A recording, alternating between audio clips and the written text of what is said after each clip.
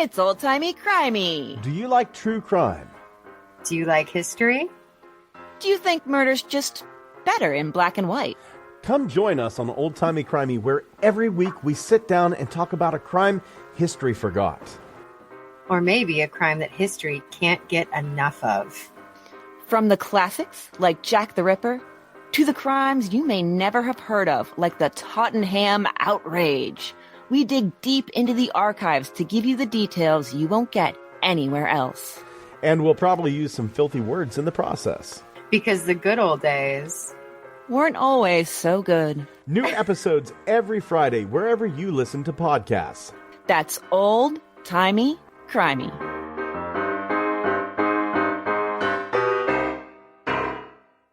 This episode is brought to you by the Slash and Cast Podcast Network. Learn more at slashandcast.net.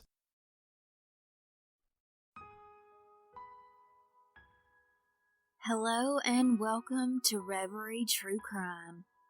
I'm your host, Paige, and in today's episode we will be kicking off part 4 of this deep dive into the case of Kimberly Mullens' sister, Amanda Pierce.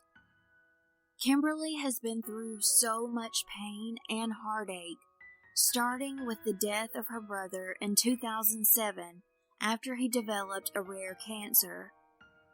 Then 2009, when she lost her sister Vivian and mother Rebecca by the hands of a domestic violence abuser named Damon Butler in Oklahoma.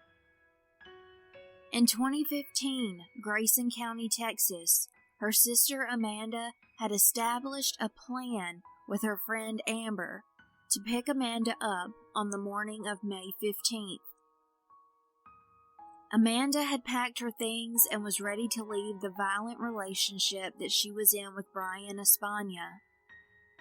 She told Amber on the 14th that she was sure that it would be okay to stay one more night, even though Brian said that he would choke and kill her if she was not out of the apartment by 7 p.m. that night.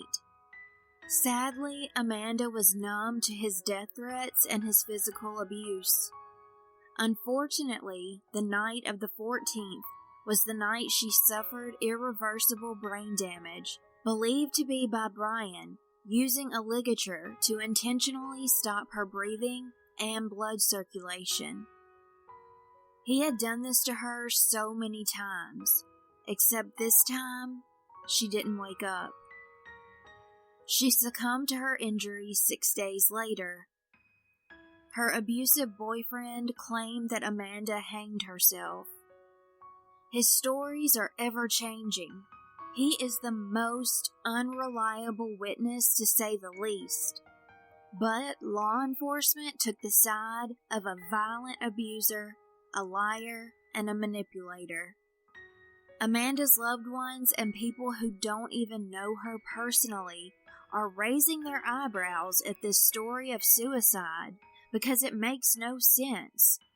Brian's accounts of what happened seem entirely false, and how law enforcement sided with him fully, instead of also taking the countless witnesses' statements into consideration, along with Brian's 10-year violent criminal record in Grayson County. There are several prior family and domestic violence-related charges that had been filed against Brian due to an assault on his ex-girlfriend Emily, as well as Amanda. The night of the incident, he had 2 outstanding warrants related to the 2014 assault mentioned in an earlier episode.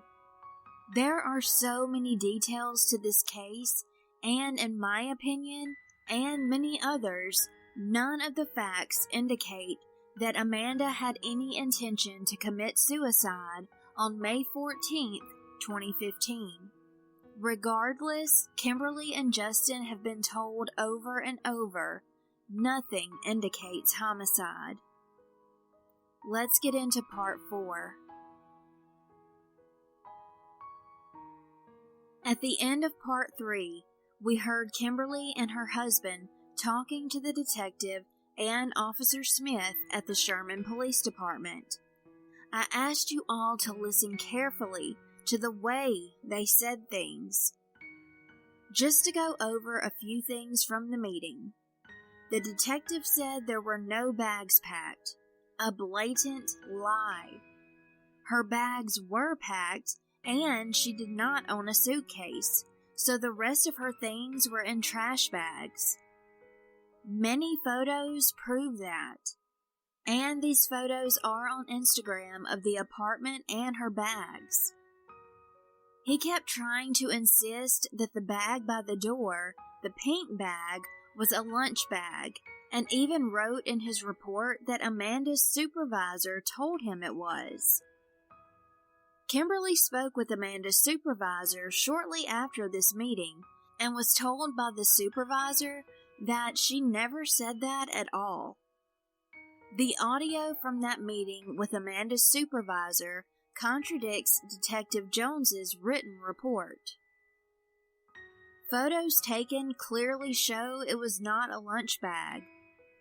Kimberly and Justin tried to understand the wounds on her neck and how they were not consistent with a hanging injury because the ligature mark was so low, below her larynx, at the base of her neck. They even told the detective and officer that the doctor did not even believe that it was from suicide. The detective could only say that Amanda did not have any defense wounds, that nothing indicated that she fought back. In my opinion, that does not prove it was suicide. Amanda had been in these situations with Brian before, and maybe she thought fighting back from previous experiences could make things even worse for her. Justin asked Detective Jones if Brian had any injuries from Amanda fighting back, and the detective indicated no. He even said that he photographed Brian for evidence. Well, guess what?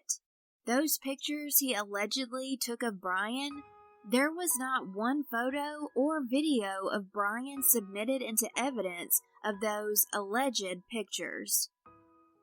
Every other witness was also video recorded during their statements on the scene, but for some reason, Brian was the only one not videotaped during his statement that night. Kimberly and Justin questioned the detectives and Brian's account of how she was sitting on her knees, leaning forward into the cord. No suspension, nothing tied completely around her neck, but the ligature marks were all the way around her neck. There were no knots around her neck, only 2 knots very loosely tied at 2 different points on the clothing rod. So, how could those extensive injuries happen? All of these pictures that I talk about are on the Instagram if you would like to go look. Also, don't forget, Brian says he broke the cord of the clothing iron with his bare hands because he could not find anything to cut it with. But the cord was cut, and a box cutter was right by the clothing iron. Plus, would he not have injuries on his hands from breaking an electrical cord? It's not impossible to break one, but it would be extremely difficult and take quite a while. Longer than he claims it took just to easily get it off of her. Just for the sake of argument, unplug an electrical cord and try your best to break it with your bare hands. Men that I have talked to say it is damn near impossible to do. Either way, evidence clearly shows that it was cut, and the box cutter close by is proof. Just another one of Brian's lies. As far as the outstanding warrants, the detective claimed that he was not informed of any warrants.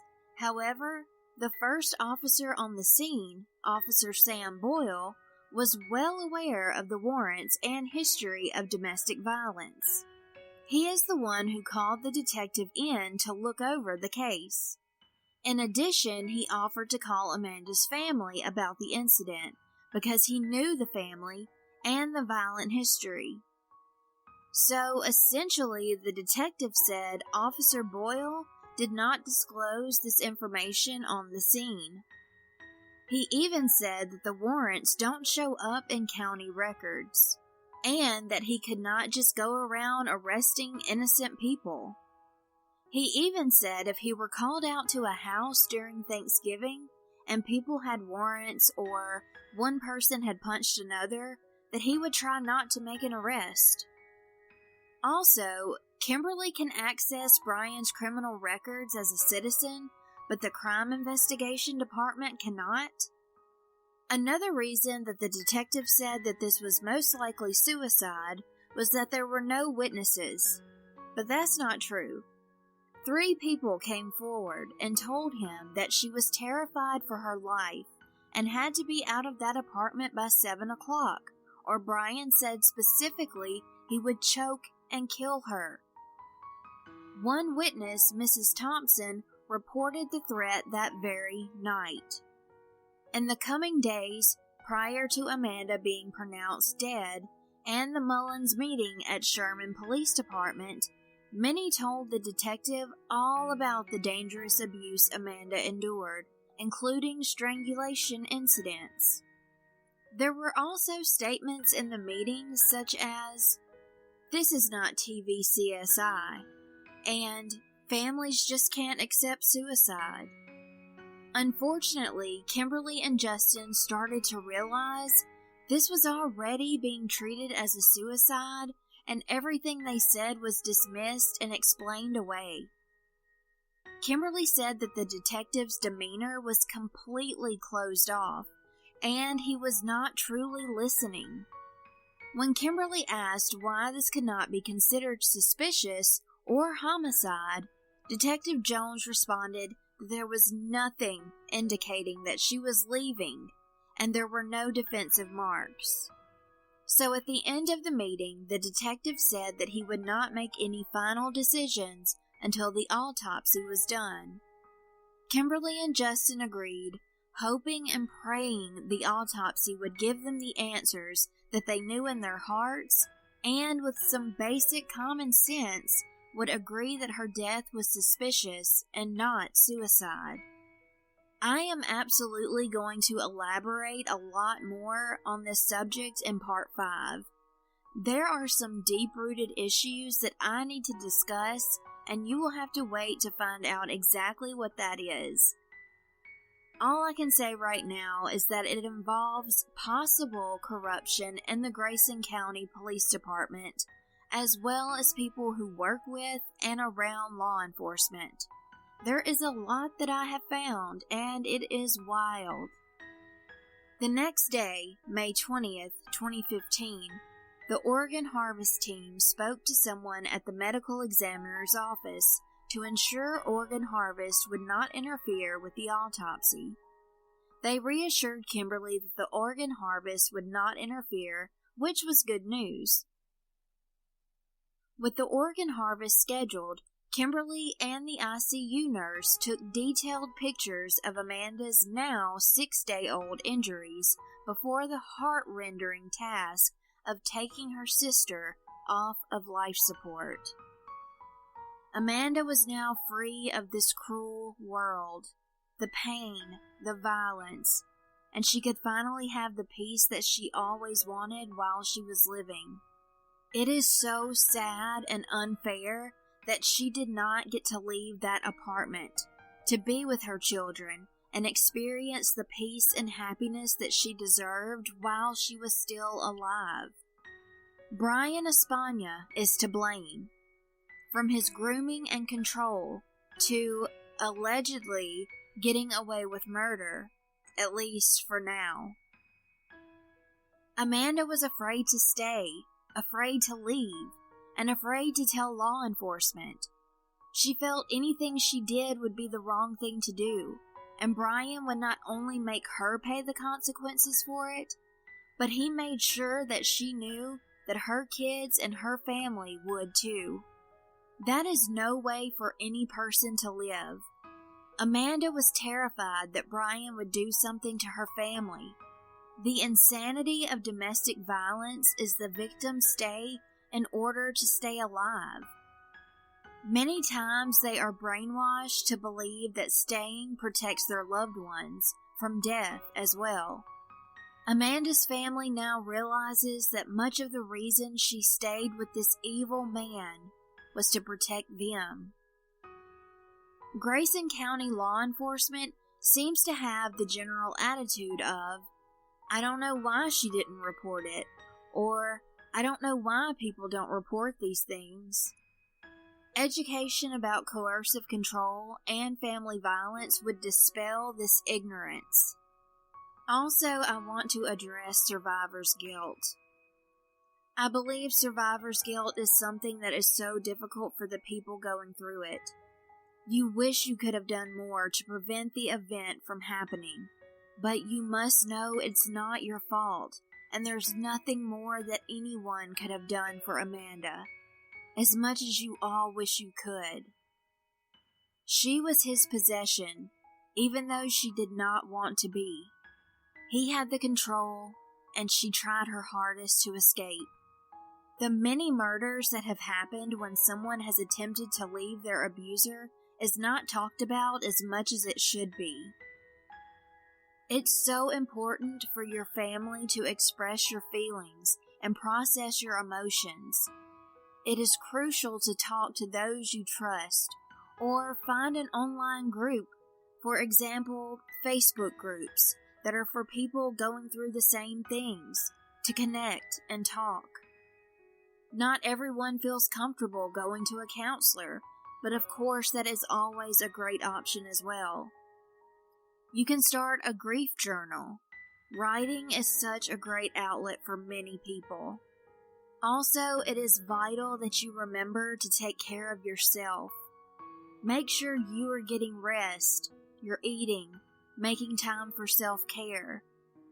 You can also start a hobby or try to focus on something that you love to do. It'll help keep your mind busy. Do not ever forget that you can handle the sadness and the unfortunate loss. You are resilient and can conquer those sad feelings. It does take time and work, but you can do it, and I believe in all of you.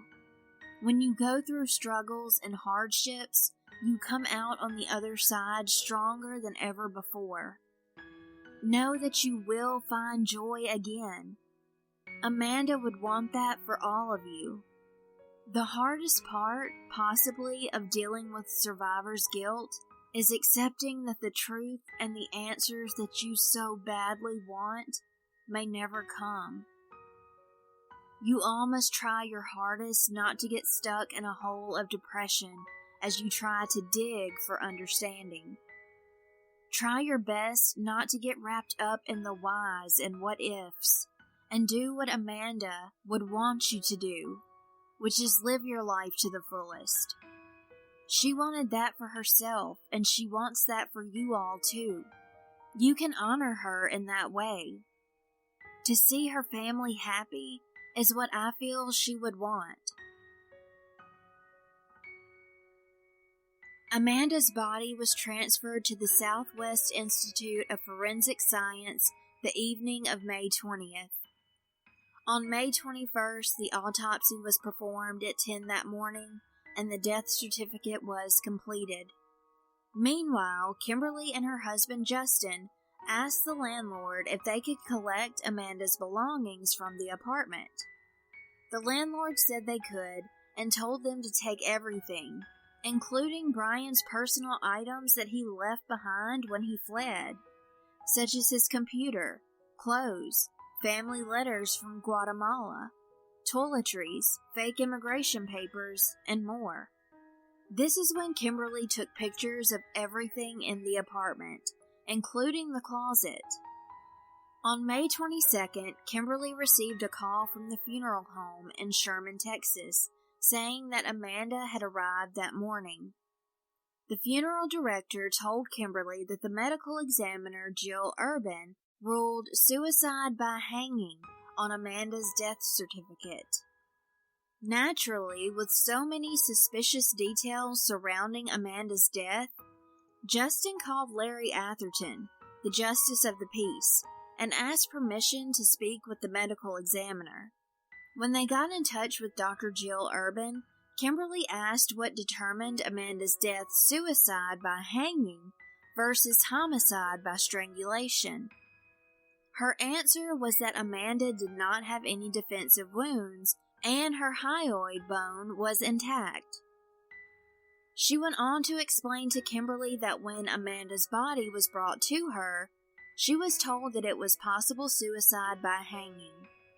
She was given no other information, details, reports, photos from the scene, the cord of the iron, or even told about the injury she sustained from Brian prior to getting the marks on her neck.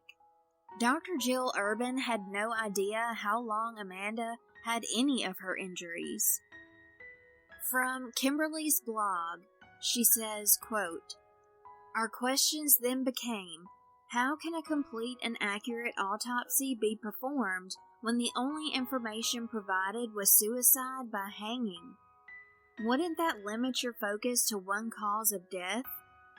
What is the possibility that she would call the detective and say, hey, this is suspicious of homicide? Is that how forensic pathology works? I don't know, but I'm open to input." In a book by Dr. Dinesh Rao, a forensic pathologist, he explains that death due to strangulation has some general features.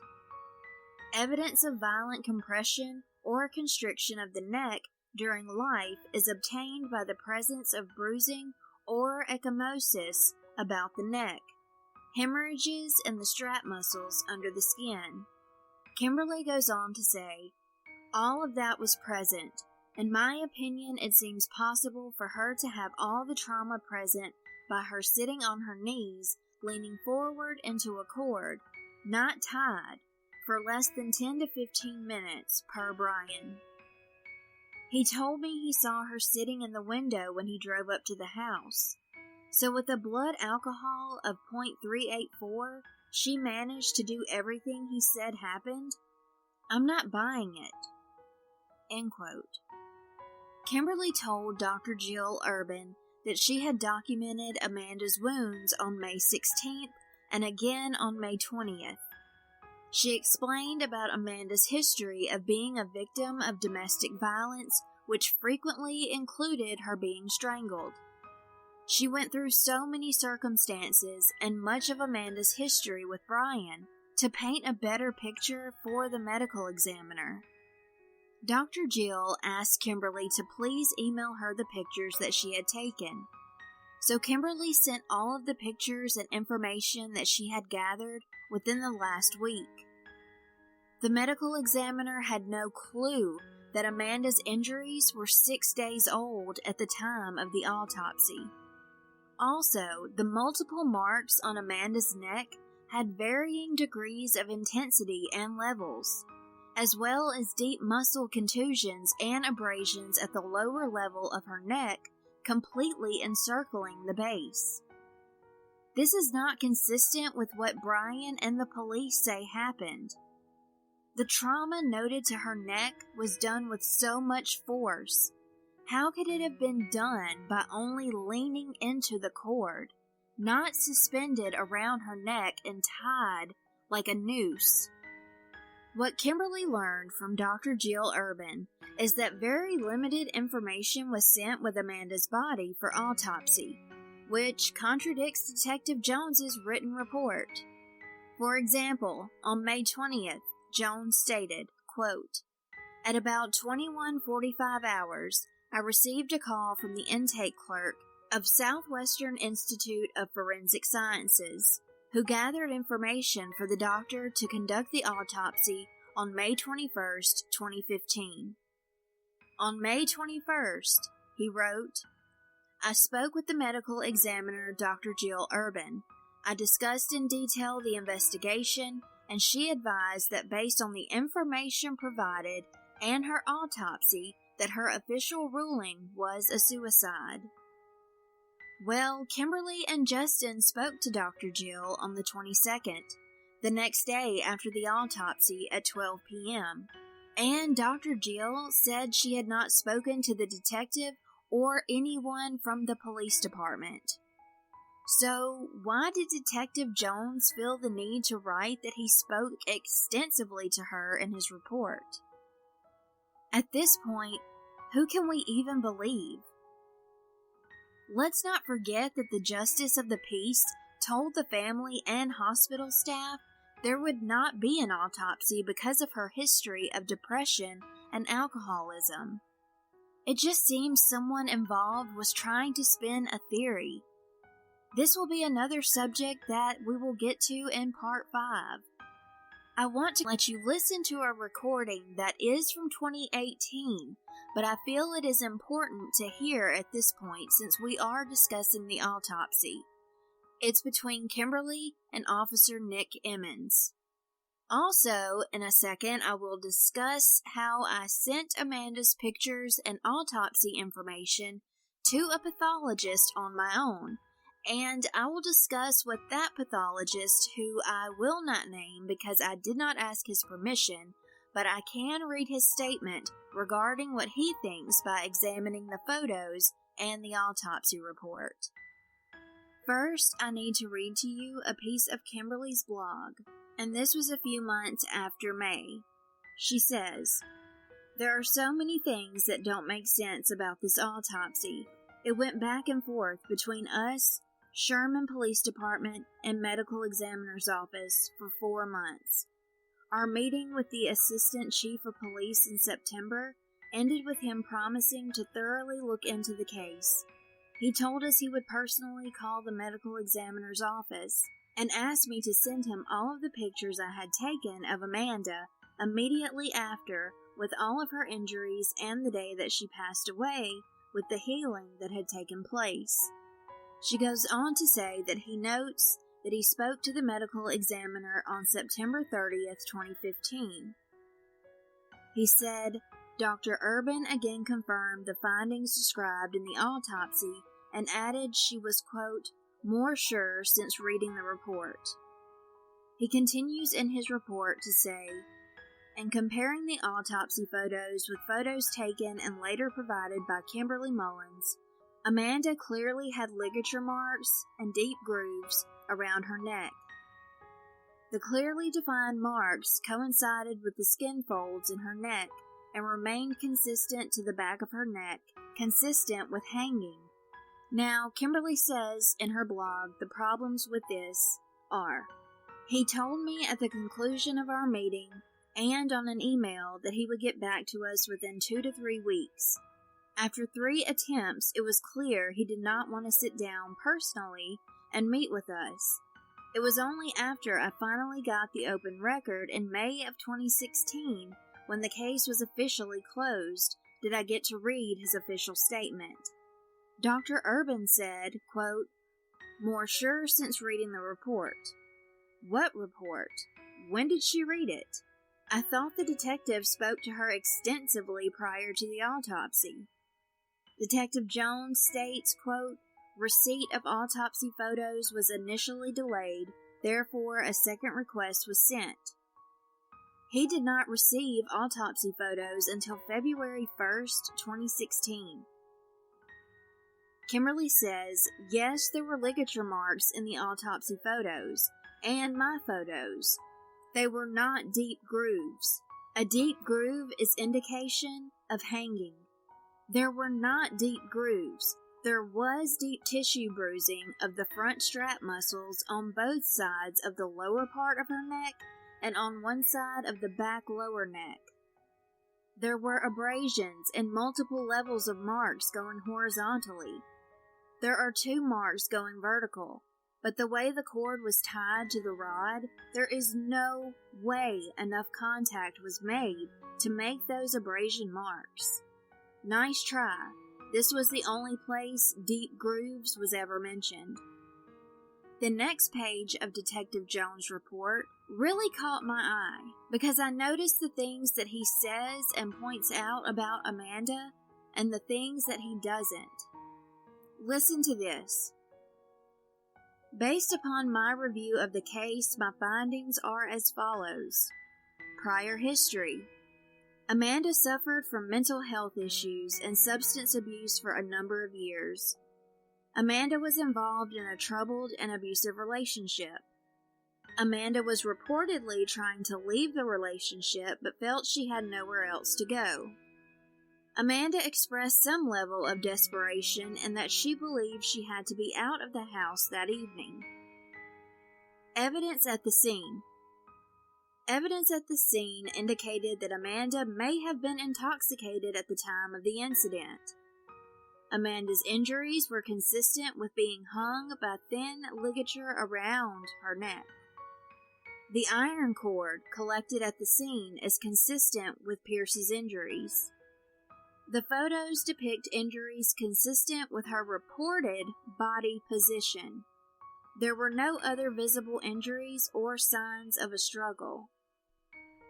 Now listen to this recording between Kimberly and Officer Nick Emmons from 2018 about the autopsy. Just calling you back. Yes, ma'am. How are you? I'm good. Do you have your, I'm sorry, I don't remember who it was on the phone with us as well. No, it's just me. Just Kitty you. cats. Yeah, my husband's not here. We can meet in person if you want to. I was going to kind of describe for you what we did the other day and what we found and kind of where we're going to go from here. Okay. Based upon what we talked about. So what I did was we took the measurements from the closet and recreated the closet, basically just using 2x4s in a rod that was in there. Mm-hmm. And so I'm going to list some of correct me when I'm wrong, I'm going to list some of the concerns that I believe you had based upon what I was reading through the blog and just through the letter to the chief as far as about the physical evidence. And so I think one of the concerns was that she would be able to actually cut through the extension cord with a razor blade. That somebody would not have been able to break that cord by pulling on it. Mm-hmm. That the knots did not actually sink up to the clothing bar like as if weight was on it. I didn't say that, but because I hadn't thought about that actually. If she was hanging, if it would have been tighter, I didn't think about that. But and that may have been that may have come from the other the associates that you'd contacted. Mm-hmm. And then the other one was obviously the ligature marks. yes. And so when we recreated it, what I did was I got a mannequin that was of similar height, and obviously I had not weight because with the mannequin obviously it's going to be light. And so just to recreate whether or not it would be possible to form the ligature marks that you were concerned about. Mm-hmm. And in reality, they were an identical match to the ligature marks that are coming from the crime scene photos as far as the angle, the direction, both the ones that go back around the back of the neck plus the ones that ride up high. Now, the single one that you see that's lower that you're curious about, that almost looks like it has a downward angle to you, I actually sent the photographs to another medical examiner and had them look at them and said, hey, can you tell me what could do this? And they basically said, based upon them, that is as simple of an abrasion that could have had a shirt caught up underneath it or something like that. I'm just passing on what they told me, of course. Mm-hmm. So they didn't see anything out of just the photos to indicate that it was necessarily a homicide. And I left it pretty blank with them. I said, hey, I just need to know if you see something in here that would make you think this is a homicide. They did ask for the autopsy, and I sent them the autopsy information. So with the mannequin, as far as the ligature marks goes, they are consistent with what we found at the scene. So I want to move on to the second thing that we did was the concern with the cord, that it was long enough. That was the other one that y'all had expressed that the cord would not, it was too long, I think, or I can't remember if it was too long or too short. You know, Too short to wrap around her neck that many times, and her to be sitting on her knees, like he said she was sitting on her knees praying, he said. And so actually that was very clear that it was. Actually the cord itself was a lot longer than what was originally told to me of 5 foot. It's longer than that. But based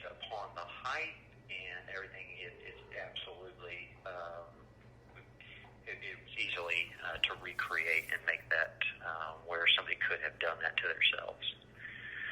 So when we switched over to the weight test, I did the same thing with the same cord and hung 100 the weight that she would have been, which was about 114 pounds. So I hung the 114 pounds from a cord tied in the exact same manner of which it was tied in the photographs.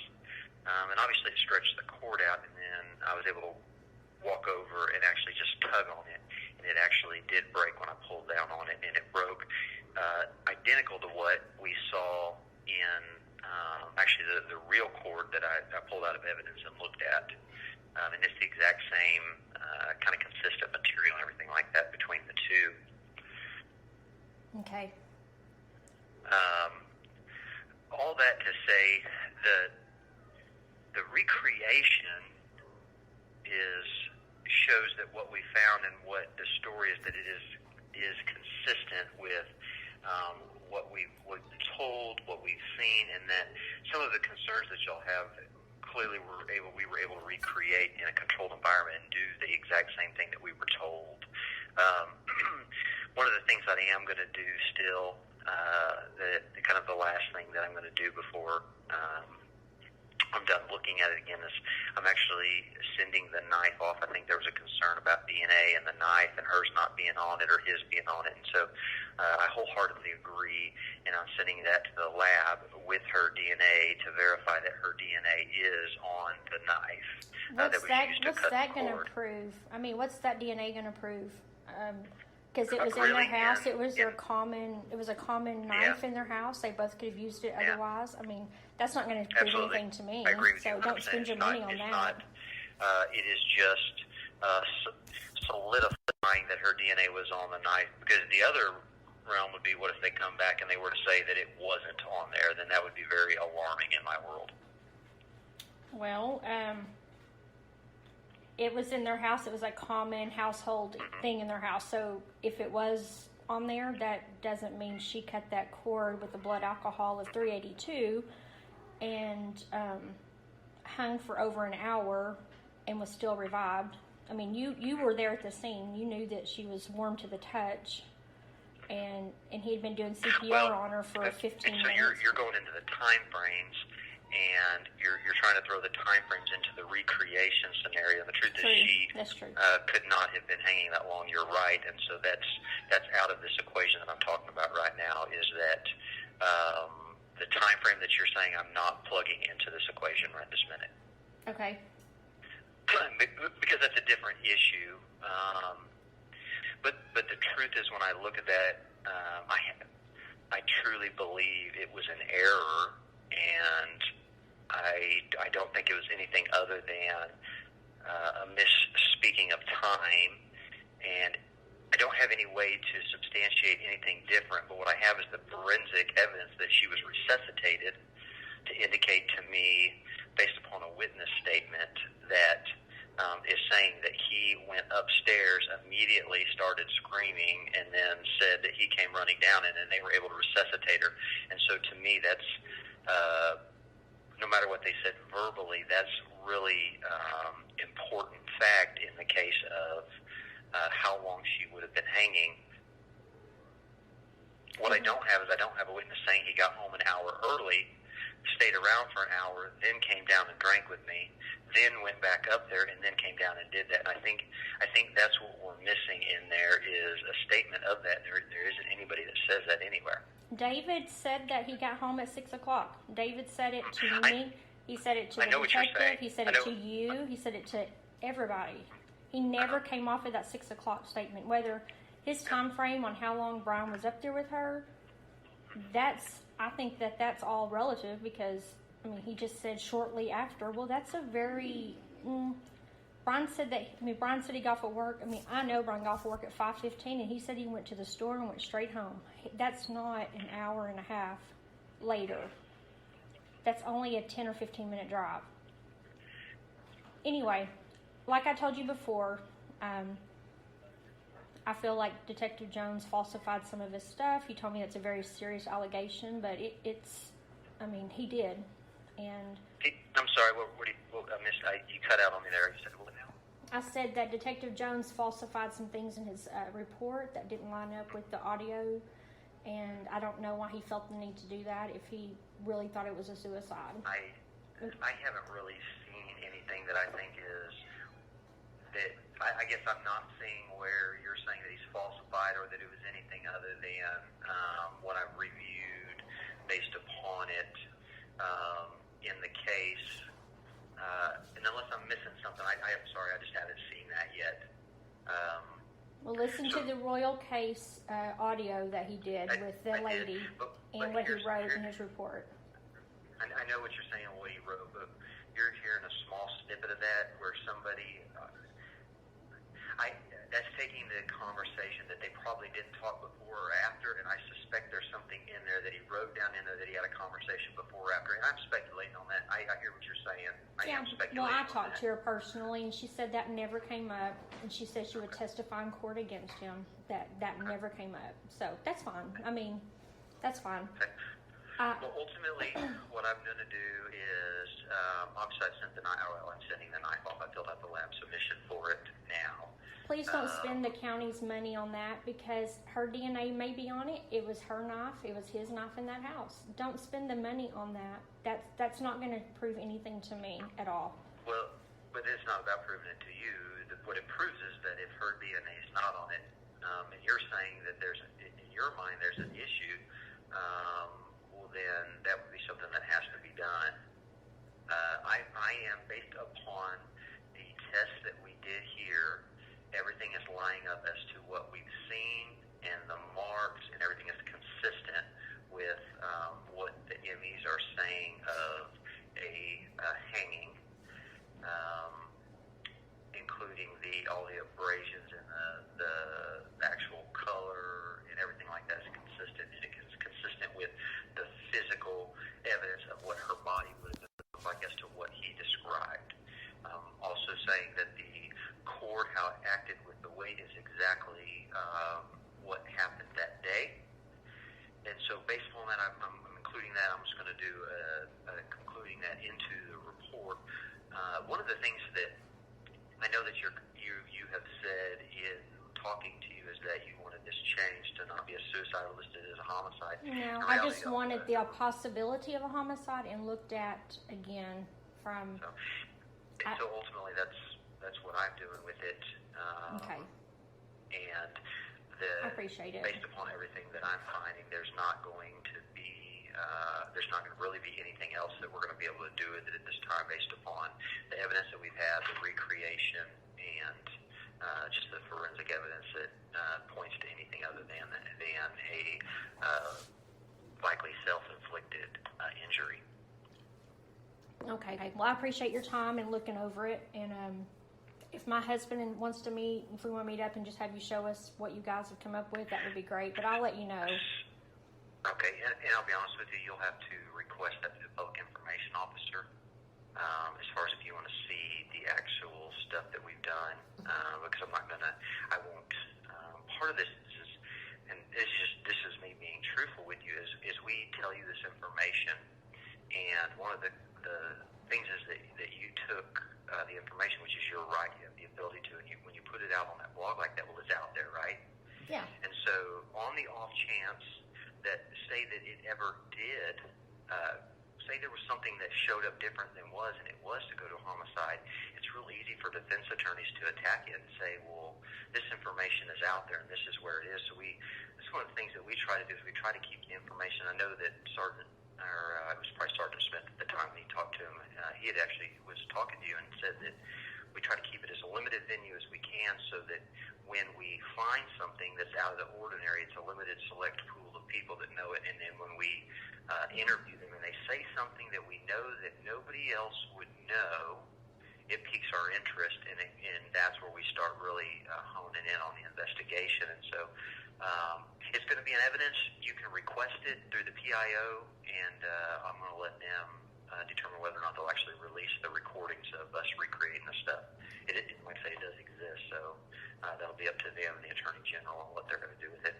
So if it's a closed case, I may not have access to any of it. I mean, so that's I mean, y'all closed it as a suicide, and y'all gave me the records in October in 2015. So it's closed as a suicide. So it's my information now. It's public. Yes, you can absolutely request it and go the route to get it and view it. As long as they release it to you, that's entirely within your rights. That's what I'm telling you. You have every right to. But as far as me probably bringing it in here and actually showing it to you and doing all that I probably won't do that. But I'm more than willing to sit down with him and talk with him and explain this is what we've done. And I understand. I do. I know you probably don't think I do. I get it. But just based upon everything that I've done, and everything's matching up to what I read through the autopsy, what I read through the report, what I've heard in the statements, and through the second opinion, there is nothing to me to indicate anything other than what we found. I'm telling you that I'm taking it a step further, and I'm sending the knife off, but you're right. The odds of her DNA being on the item in her house is really high. Mm-hmm. It is.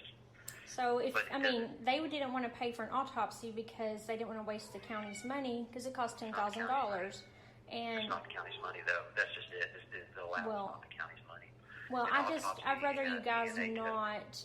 Please don't waste the money on my account because that's not going to prove one way or the other. Their DNA may both be on there, but do what you need to do. I appreciate it. So if we came in to see you, you couldn't show me your recreation. Out there in my review of what needs to be done is I would love to re-interview this guy again. I would too, but he's gone. We're not going to find him. I know where he's at, but anyway. Are you saying Canada? No, we're not saying Canada. He's illegal, so he's probably got a different ID and different social now and living here in Sherman, but... you think he's still living in Sherman? I will tell you that I recorded a conversation with him, and I did that myself because Jeff Jones would not come to the hospital and talk to us, so I recorded him myself. If you want a copy of that, I would love to send it to you so you can listen to the ridiculousness of it. Anyway, I appreciate your time. I appreciate that. So if we came in, you couldn't show us the closet recreation and what you came up with. I mean, that would prove to me a lot if I could see it with my own eyes. Because that's what I paid forensic people to do. I'm being honest with you, I am so hesitant to show you that because I am so concerned that you are going to take all that information and post it out there. And if I ever get a chance to interview this guy, and I can tell you that he has access to everything you put out there. You talked about the recordings, absolutely, the interviews, absolutely. and that's you're right. I'm not saying it's not, but what I'm saying is that I'm real hesitant to give you any more information other than I'm sorry you don't know me, you don't trust me, you may not believe me, but. If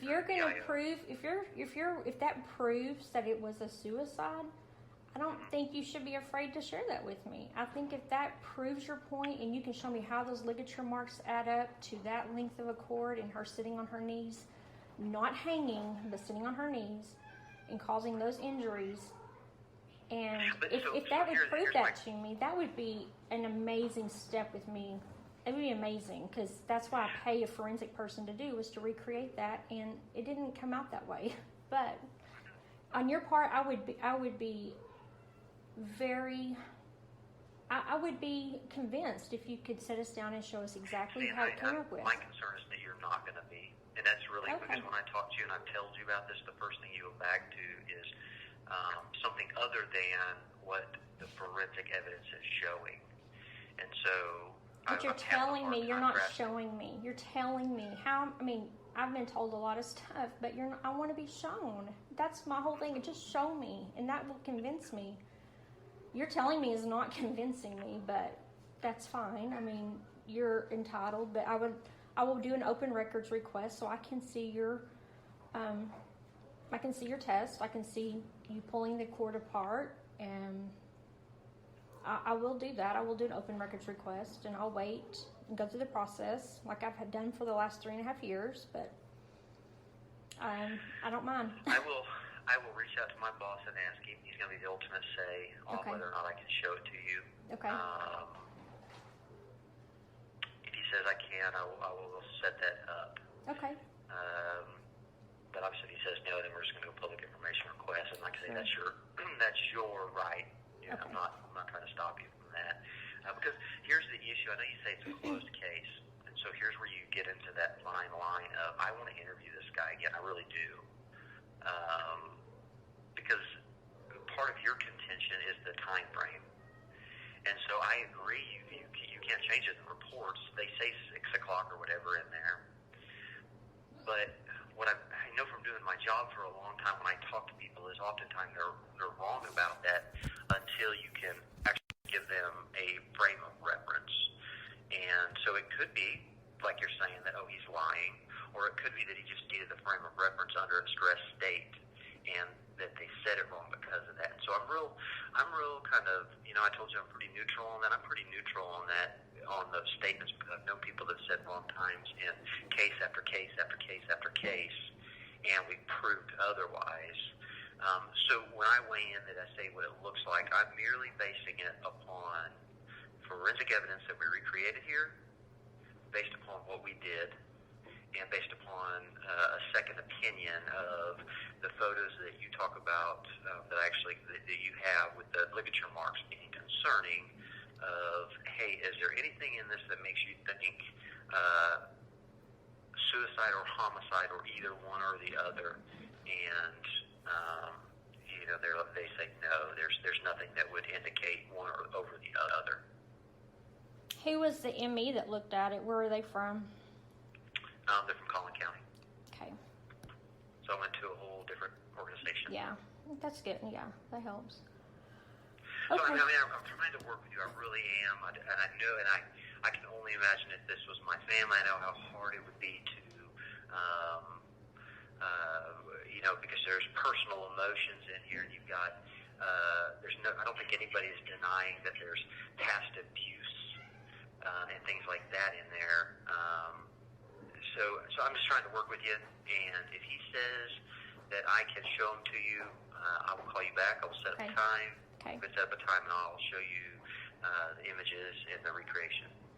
Okay. So if you met with Brian again, what would that prove if he still denied it? I mean, does he have to confess to actually get him to look guilty, or? Say that again, if I what? You said you wanted to interview that guy again. I said if he confessed, is that the only way that y'all would? Here's the thing with this. No matter what, with everything that your concerns and you have said,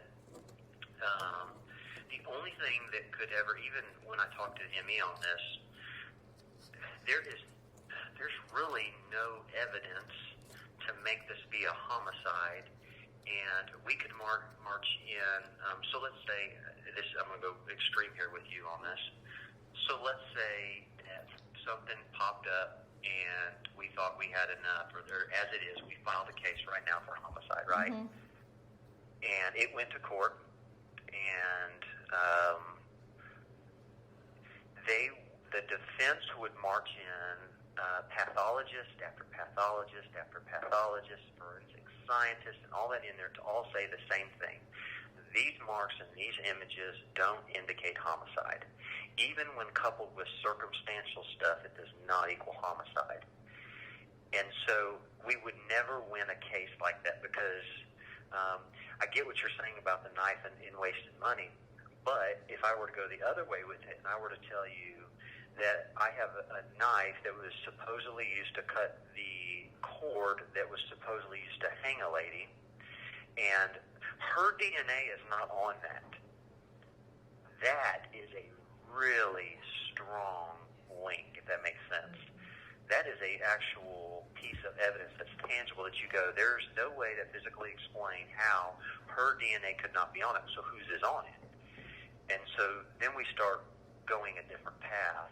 And so really what you're asking for is, even though you're telling me no, you're really asking for me to send that off. You just don't realize, or maybe you're not thinking it all the way through in the full process of where it could go. And so for me, I believe it should have been sent off and it needs to be done, and so I'm going to do it. Okay. Okay, and so I mean that is me really going out of the realm to tell you, hey, this to me is more important than anything else in this. Is to go, if that knife were to come back and it said her DNA wasn't on it, that to me is the biggest red flag of the whole thing. I can see that too. Yeah.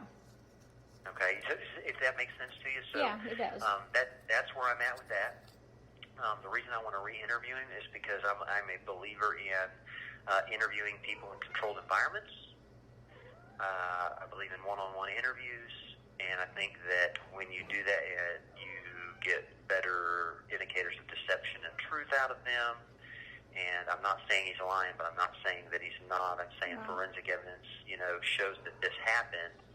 But much as you're asking me to show you the recreation, I want to see what this guy does when you ask him some provoking questions to see if I think he's being honest. And so if all this information is out there and all that goes out there, and I'm sure he'll probably never look at it, but he might, then I don't want the recreation getting out there because, so let's say that he did confess to doing something and all that's out there, then that is all for his defense and it's all for that, and it doesn't do us a bit of good. So that's just me really trying to keep a limited information flow out. Yeah. I see that. And I backed off, because, I'm beating a dead horse, but I appreciate you doing that. And if you think of anything else or if you need anything else from me, just let me know. If obviously, no matter what, my boss says, I'm sure I'll either email you back. If he says no, if he doesn't, I'm going to call you, most likely.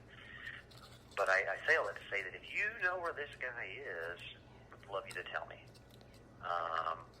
If somehow you figure out where he is, I don't want you to go harass him, obviously, or do anything like that. But if somebody tells you or you have found out where he is and he's going under another name, please tell me. And that's part of what you're asking is to relook at it. Well, to me, that is really what needs to be done. The last thing is another interview with him would be nothing but appropriate and beneficial in my mind. Okay. Well, I will weigh that and get back with you because I would like him re-interviewed. Yeah. Okay. All right. Well, thank you. I get it. I'm sure you're pretty defeated. I get it. Yeah, I am. Okay. And my another shitty thing, so. Oh, I'm so sorry. That's okay. Is this recent? Yeah, it was a Monday, so. Anyway. Oh my gosh. I am so sorry about that. Just another thing I'm having to deal with, but right now, Amanda's case, I've got to put it on the back burner for a little bit, so. Okay. Hey, so outside of being a cop, listen, I am a big fan of the Lord Jesus, and I know that He is the only one in my mind that can really take care of any of these hurts and things. Yeah. Do you mind if I pray for you before I get off the phone? Sure, that would be great. Thank you. Hey, Lord God, we're coming to you today, Father. We are just really asking for you to just to intercede in this situation, God. Lord, we know this world is messed up and that there's a lot of pain, but God, or hurts and offenses back to a place, Lord, of healthy healing and a loving. God, I pray that you just to work this situation over for good, Lord, that you just surround her with your compassion, your peace and comfort, Lord, and you send the very people that are going to help to pick her up, Lord, just to hold her up and just to walk with her as she goes through this time, God. Lord, we know you love us. We know that you're a good God, Lord, and we just thank you today, Lord. I just thank you for just all the people that you are going to send to speak hope and love into her life at this moment. We thank you, Jesus, in your name. Amen. Thank you. I'm so sorry. And if there's anything else I can do for you, please reach out to me, and I'm sure I'll be in contact with you, okay? All right. Thank you. Bye. Bye. I'm sorry. I do. He's bullshit. The pathologist I was in contact with said, quote, "I've got to agree that it really doesn't look good at all, and you have to wonder about ligature strangulation as opposed to hanging. What were the autopsy findings? Was there internal injury to the neck? Were there lots of petechia? As for the scene, could the cord have gone around the neck multiple times, or was it too short for that? How long between suspension and when she was found? Overall, and is often the case, The autopsy findings won't necessarily be definitive, but from what you've shown me, they certainly raise concerns. I would also be really impressed if he could break an electrical cord with his hands. Does he have injuries to his hands? And for that matter, if he did, could these not be an indication of him pulling on the cord while around her neck, maybe? So I sent the autopsy report, and he replied, quote, "The autopsy doesn't really help much, does it? An absence of petechia in the last sentence of the hanging paragraph would be unusual in ligature strangulation, but is common in hanging. Internal neck bruising is also more common in strangulation than in hanging. On the basis of the autopsy alone, I don't think you can really say which it is. That's not to say that there's suspicion here in that scene, and circumstances are often much more important than autopsy findings. Take as an example a contact gunshot wound to the head. On the basis of the autopsy, you can't say homicide, suicide, or accident, and I've certainly seen all three. Occasionally, you can have rope going around the neck multiple times and hanging, which is why I asked about cord length. For example, is it possible for the cord to have been secured in that way on the crossbar and still go around the neck 3 or so times? Or would it have simply been a short cord? At the time that I spoke to the pathologist, I didn't know that the electrical cord was not wrapped around her neck like a noose, so that's something that I wasn't able to talk to him about. But he recommended a book called Forensic Pathology by Vincent J. DeMaio and Dominic DeMaio, and it looks really interesting, so I probably will buy that. But the pathologist said it's basically suspicious circumstances, but it's not enough for him to say one way or the other. But he did say it deserves a proper investigation. So, moving on, a few days later, after speaking to Dr. Jill Urban, Kimberly and her husband had a follow-up meeting with the detective. Kimberly was able to capture 7 minutes of this meeting, and the rest are notes that I will read from the meeting after this recording. That happened. We had no indications that it was a homicide. Sure. Also, you can't do an autopsy on a live person.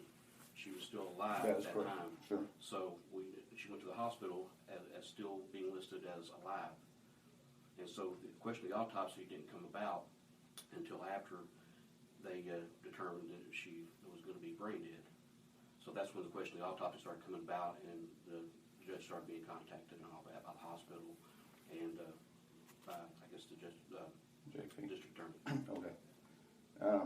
At the scene, were pictures taken of the house, in the house, Yes. the front porch, and all those things? So when you went into the house, the question of a bag hasn't been a question. Did y'all take a picture of the bag that was downstairs? Yes. Can you tell us what color the bag was? It was a small, like an overnight case, like a handle on top. Was the contents inventoried? No. Okay. So we have that, and we inventoried the contents. We have pictures of And it. we have pictures of it, so when we opened it, we pictured of it. It's basically, so I would encourage you, I don't know if you're married or not, or to ask a wife or other ladies, what do you typically take when you're trying to leave or go somewhere for just a night or sort of immediate? And it's the contents of the bag. So it's Hair What contents supplies. of the bag? hair supplies, it's makeup, her Bible, her wallet, Kids' pictures. kids' pictures, those essentials of basically leaving, that type of things. I did a dryers. follow-up investigation on that bag specifically because that was one thing brought into question. There was no other bags packed in the house or anything Correct. else.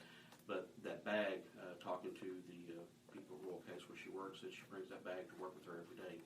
And they don't know if she carries her lunch in it or what, but that's the bag she carries with her every day to work. And she has all of her stuff in it. And that's very potential. We're not discriminating with that. So the A lot of witnesses that we know her. She just carries a wallet back and forth to work. That she That's what they goes told to the us. gas station for lunch. She just takes her wallet. The wallet was in that carrying case, and the wallet was in that carrying case because she called me that day and talked to the individuals. The phone number that she was given that day For Amber? For Amber was a new number that she didn't have before, was written in that wallet. So we know that wallet was with her at the time of making the phone calls, and in that, and it was packed in there. And her bank card was missing out of it. Bank card's missing. But it did have her Social Security card. And essential, basically, I'm taking my essential things, Bible, pictures of my kids, my wallet. Hair dryer, haircut, makeup. So it wasn't a work or a lunch bag that day. I'm not saying that the same bag was not. Okay. And in the room, I guess, well, even Brian thought it was awkward that it was downstairs. He told us that without us prompting that he said, and there's a bag downstairs when we came, and I don't know why that bag was down there. And I asked him, did y'all have a fight? And he said, no, we didn't fight. We went to bed, which is a lie because Dustin said that Amanda told him he stole $100 from her that night, and that's when he told her to get out by 7 because they fought that night. Yeah, I spoke with Dustin on the phone about that.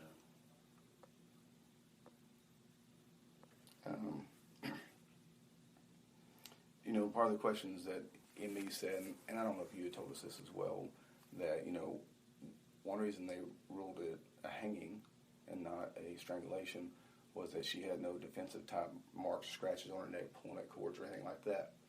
So part of the conversations that you've been told and that we've been told, and all the times that we've been told was without any prompting, it was told prior to them knowing how she was in the hospital, was that he made statements that day that if she was not gone, that I will choke you and kill you when I got home. That's what her comments were to her friends.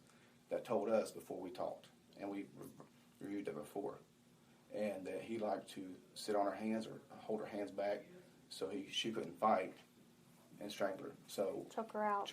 So you wouldn't see the marks on her neck from pulling at it if his arm was in place. My question is to you, did y'all take pictures of him? Yes. Of his arms and hands, stuff like that? Yes. Any scratches? No. Nothing there at all. So, part of it is, the statement, again, not my statement, her statement to other individuals, more that you could verify choke to somebody Amber, out and Dustin, that she's okay with getting hit, but can't stand it when he holds her down and chokes her out and can't fight. So that eliminates the question. All the people I've talked to, I've gotten parts of what you're saying, but some of the stuff is news because none of it told me this. Oh, Okay. Sorry, I had to borrow your office real quick. But that's why I'm saying this is that we didn't prompt this, and we weren't alone when these people say these things to us, because it was like, that's what brought us more to the fact that, again, has Amanda done things before, bad choices? Absolutely. Could she do something stupid like this before? Yes. But in this case, it's not the case.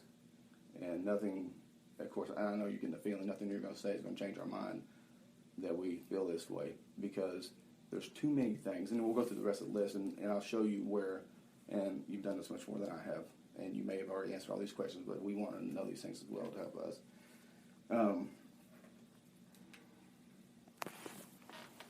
Nothing for Brian. Did the cord go with her to the medical examiner's office? No, it didn't. We talked to him on the phone about it. I told him, describe the cord to him, told him what it was, and they said, okay, if we need it, we'll call and request pictures of it. So, do y'all still have it? Is, the knot, is the knot still in it and everything? That's kind of what we want to know. How was it knotted up to where such abrasions were on her neck? I'll explain to you how it was done.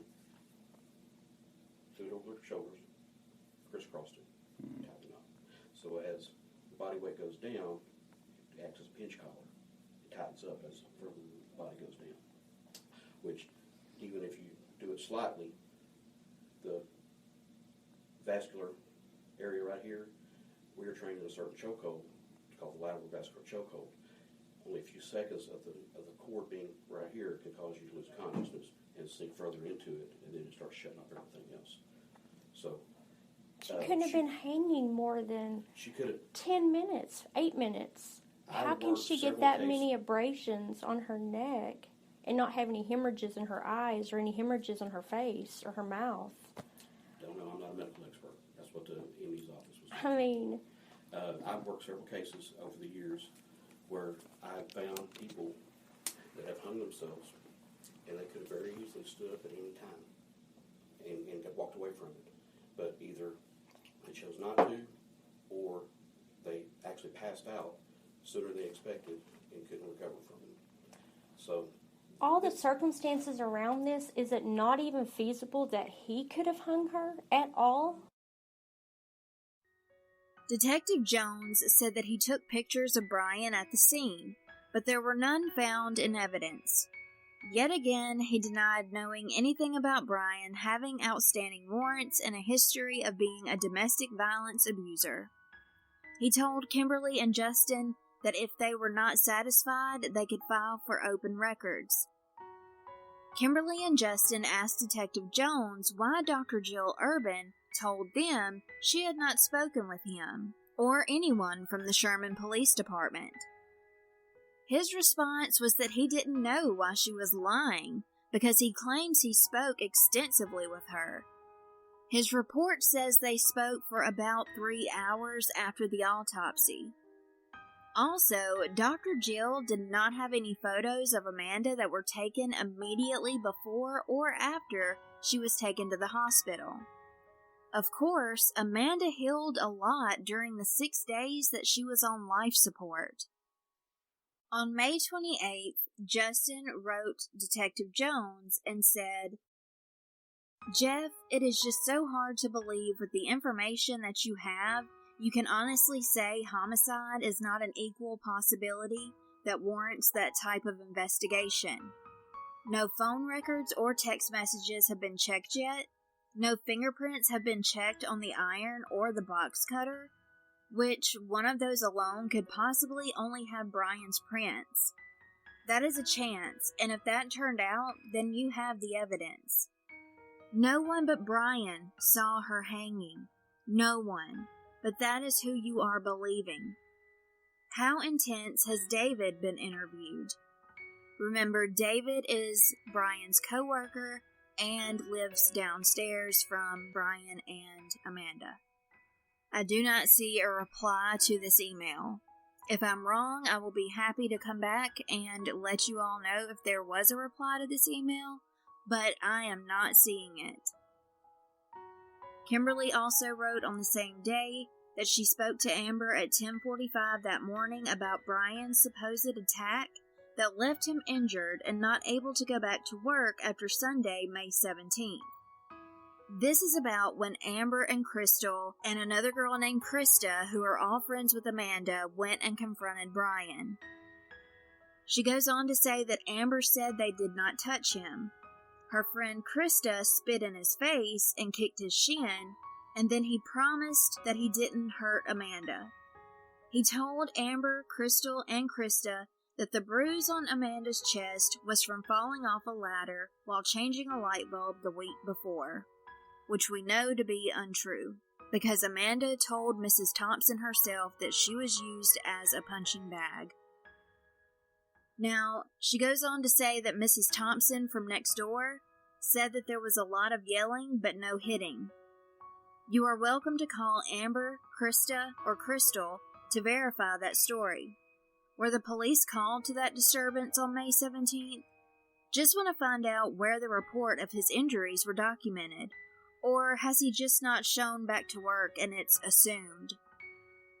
This email that I just saw is from May 21st, and it is from Kimberly to Detective Jones, and it says, "Another thing, that night we spoke with you in the waiting area, 3 Mexican men walked out of her room. We asked who they were. They were very intimidating. The nurse told us that they and her boyfriend said Amanda did not have any family, that we had put her away in a mental hospital, which is what he always told her that we would do if she ever came to us for help. And we took away her children and wouldn't allow her to see them. All lies, but Phil, he tried to keep us out of the room that night. Every time we went to get and help her, she would be terrified and ready to leave. But she always went back and said that they would work it out, and she was more afraid to go to the hospital. The time I mentioned she had taken pills, she had left a note and called me to tell us she loved us and please tell the boys that she loved them. She became scared and said that she didn't want to die. I told her to throw up and drink water. I told Brian to take her to the hospital, but he said that she was okay. I told him I was calling 911, and he said they were on the way to the hospital. He lied. They never went. I will download recording and text messages between us that night. So if we go by Amanda's past, like the detective and the police department want to harp on this one time that Amanda possibly took pills or was coerced to take pills, whatever the situation was, she left a note and she wanted her children to know that she loved them, and then she realized she was scared to die and didn't want to die. Does that part not matter?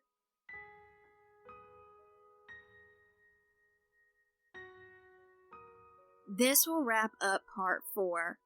In part 5 and possibly 6, I want to go over all the false statements and lies in Detective Jones's reports, undisputed facts, discrepancies in Brian's statements, where he is, what was done as far as investigating the scene, a few more meetings, the poorly performed reenactment of the scene that will blow your mind, and the newest updates, as well as some very interesting and disturbing information that I found when doing my own digging about Grayson County officials and people that work alongside them, especially on cases of possible homicides that were ruled suicides by Dr. Jill Urban.